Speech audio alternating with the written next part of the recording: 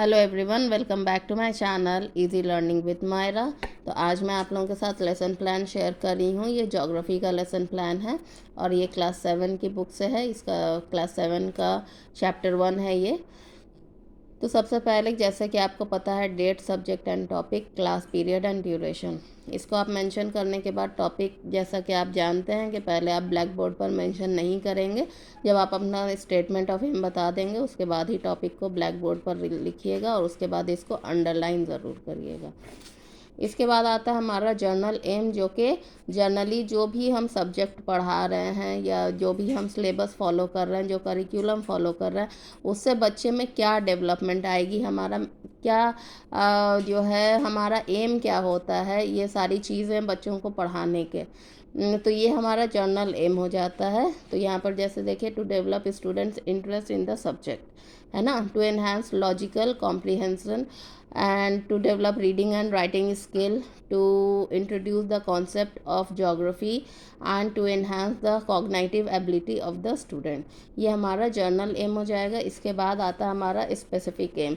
Specific M जैसा कि आप जानते हैं कि ये हमारे जो भी चैप्टर आप पढ़ा रहे हैं उससे ये रिलेटेड होता है हमारा स्पेसिफिक एम। और इसको हम तीन डोमेन्स, जो ब्लूम के डोमेन्स है, तो उसके 3 डोमेन्स को हम फॉलो करते हुए स्पेसिफिक एम अपना मेंशन करते हैं। नॉलेज डोमेन के बेस पर, अंडरस्टैंडिंग एंड एप्लीकेशन। ठीक है, क्या नॉलेज आप देंगे बच्चों को, ये आपके नॉलेज डोमेन में हो जाएगा। इसके बाद जो है वो क्या समझेंगे, क्या उनकी अंडरस्टैंडिंग बढ़ेगी, जो भी चीज़ आप पढ़ा रहे हैं, जो कंटेंट आप पढ़ा रहे हैं, ये हमारा अंडरस्टैंडिंग डोमेन में आ जाएगा। और उसके बाद बच्चे उस समझ को, जो चीज़ें बच्चे, जो चीज़ बच्चे सीखेंगे उसको अप्लाई कहाँ करेंगे, किस तरह से अप्लाई करेंगे, वो आपका एप्लीकेशन डोमेन में आएगा। इसके बाद हमें मेंशन करना होता है मटेरियल एड। यहाँ पर जैसे कि बुक, चार्ट, चॉक, डस्टर, जो भी चीज़ें आप अपने साथ यूज़ करने वाले हैं टीचिंग मेथड के दौरान, वो आपका मटेरियल एड हो जाएगा। इसके बाद है प्रीवियस नॉलेज। बच्चे के अंदर जो भी नॉलेज है पहले से, आप उसको यहाँ पर मेंशन करेंगे, क्योंकि ये क्लास 7 का फर्स्ट चैप्टर है। तो इसमें प्रीवियस नॉलेज में क्या होगा कि प्रीवियस नॉलेज में जो प्रीवियस क्लास में बच्चों ने पढ़ा था उसको आप प्रीवियस नॉलेज में मेंशन करेंगे। ठीक है, और इसी प्रीवियस नॉलेज के बेस पर हम कुछ इंट्रोडक्टरी क्वेश्चंस पूछते हैं बच्चों से। जैसा कि सबसे पहला है व्हाट इज़ सोलर सिस्टम। इन सब चीज़ों के बारे में बच्चे पढ़ चुके हैं। ठीक है, तो इसी वजह से ये सारे क्वेश्चन जो है इंट्रोडक्टरी क्वेश्चन में हमने इंक्लूड किया। तो सोलर सिस्टम, उसके बाद स्टूडेंट रिस्पॉन्स में जो भी बच्चे का रिस्पॉन्स आएगा, जो आप समझ सकते हैं कि बच्चे उसका आंसर देंगे, वो सारा कुछ आपको स्टूडेंट रिस्पॉन्स में मेंशन करना है। जैसे what is earth, earth is the third planet of the solar system. उसके अलावा है what are the domains of the earth. तो बच्चे डोमेन्स के बारे में जानते हैं, पढ़ चुके हैं क्लास 6 में, तो वो ये सारा कुछ बता देंगे। उसके बाद why there is life on earth, उसके बारे में भी बच्चे बताएंगे।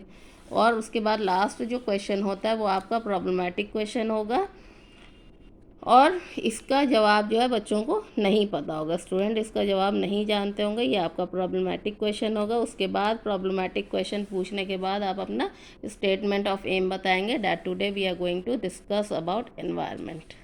ठीक है, इसके बाद ये है हमारा presentation table, serial number, topic, pupil teacher activity, student response, teaching method and material aid. Clear है यहाँ तक। इसके बाद आप जो भी टॉपिक पढ़ा रहे हैं, सबसे पहला मेरा टॉपिक है इंट्रोडक्शन ऑफ एनवायरनमेंट। इसके बाद आप कुछ बच्चों से क्वेश्चन पूछेंगे कि जो आप पढ़ाने जा रहे हैं तो उसके प्रति जो है बच्चों का इंटरेस्ट जो है वो डेवलप हो।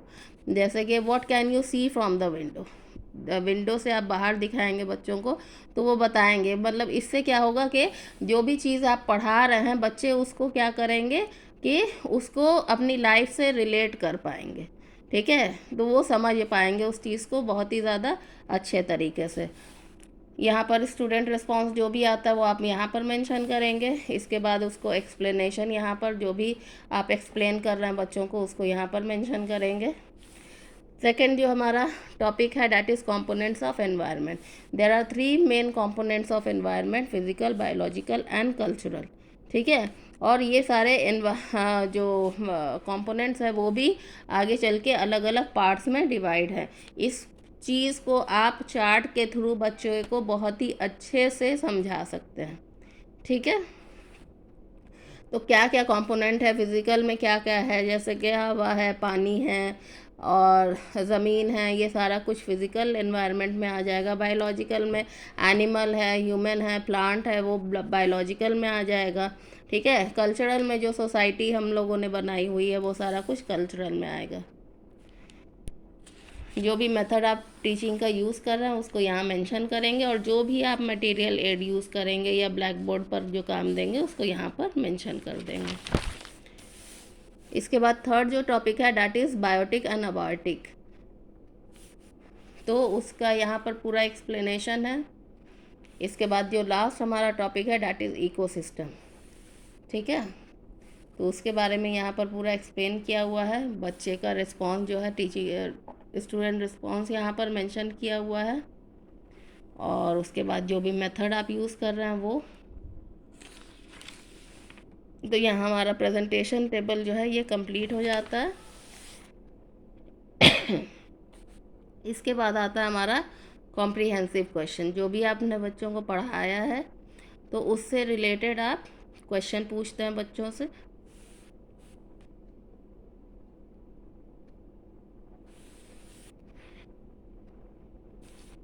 ये है black board work, recap question and observation, कि टीचर ने क्या ऑब्जर्व किया है क्लास में। और होमवर्क देने के बाद जो है आपका यहाँ पे लेसन प्लान कंप्लीट हो जाता है। आई होप कि आप लोगों के लिए लेसन प्लान यूज़फुल होगा। अगर वीडियो अच्छी लगी हो तो प्लीज़ मेरे चैनल को सब्सक्राइब करिए, वीडियो को लाइक करिए और अपने फ्रेंड्स के साथ शेयर करिए। Thank you so much.